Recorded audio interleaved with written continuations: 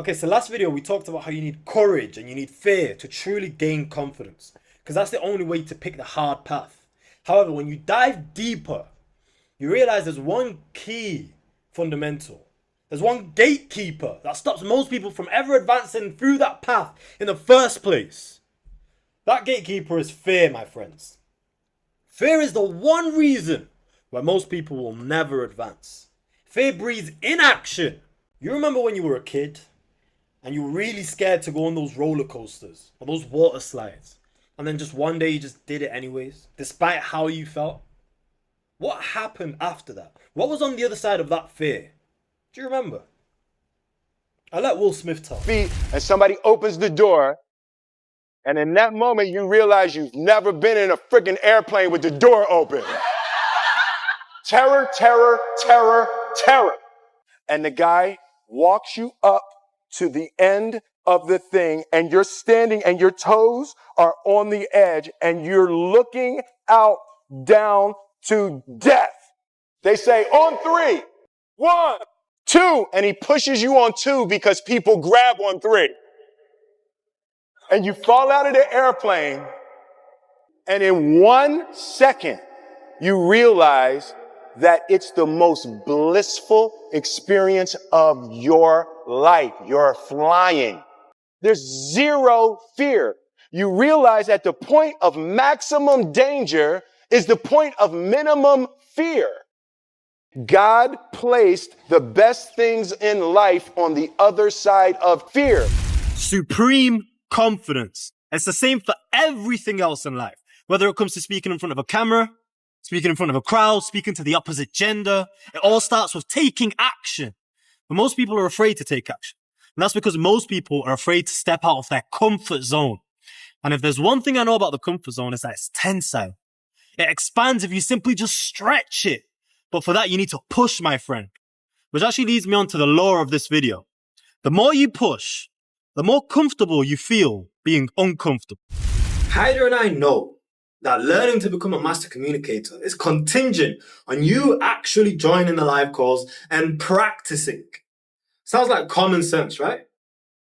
We also happen to know that those who do join the live calls and those who do practice will graduate this academy as master communicators. Because I want to make something very, very clear for every single person watching this video currently. Not all of you will become master communicators. Not all of you will graduate. But some of you will. And it's on you to decide in which bracket you will fall in.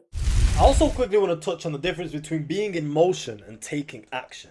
Because being in motion is necessary. Let's just start there. Being in motion is 100% necessary. I don't want you to think that by any means I'm putting being in motion down. It's good. You need to be in motion. But that alone will definitely limit you. Being in motion is only half of the task. It's what makes you feel good. It makes you feel like you're progressing. But you aren't doing any of the hard work. It's dopaminergic. And I actually want to tell you guys a story about a guy that I knew. This guy would constantly talk about how he's going to start losing weight. How he really wants to start losing weight. And eventually he started taking action, as he called it. He started buying the diet plans. He started buying the meal preps. He even bought a gym membership. But then at the end of the month, when he stepped on that scale, try and guess how many kilos he had lost. 5 maybe? 3, 2? He hadn't lost anything. All he had lost was money. In fact, no, he'd put on a couple kilos actually. But that's a story for another day. He just lost money. And why is that? It's because he was just in motion constantly, but he never took action. Yes, he bought the meal preps. Yes, he bought the diet plans. Yes, he bought that gym membership. But what did he do with what he bought? He never took action with any of those things. And that brings me on to the definition of taking action. Taking action is doing the things that are hard. Doing the things that breed immediate, tangible, in fact, not immediate, but tangible results. That's what taking action is. So that's the two differences between being in motion and taking action. Everybody can be in motion. You joining this academy is you being in motion.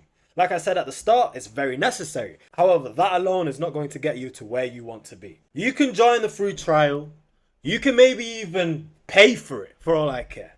However, as long as you're not watching the videos, digesting the information, practicing the 2A, 2A, 1A framework, and as well as that, joining the live calls, you're not truly taking action. You're just making yourself feel good by doing the things that are easy, the things that give you that dopamine. A lack of action will actually trigger a negative feedback loop in your brain because it feeds into your subconscious and it plays over and over and it spirals out of control. However, I'm going to leave that for the next video. This is something that I actually really want to talk about. So stick around because I'm going to give you a lot of game on the negative feedback loop in the next video.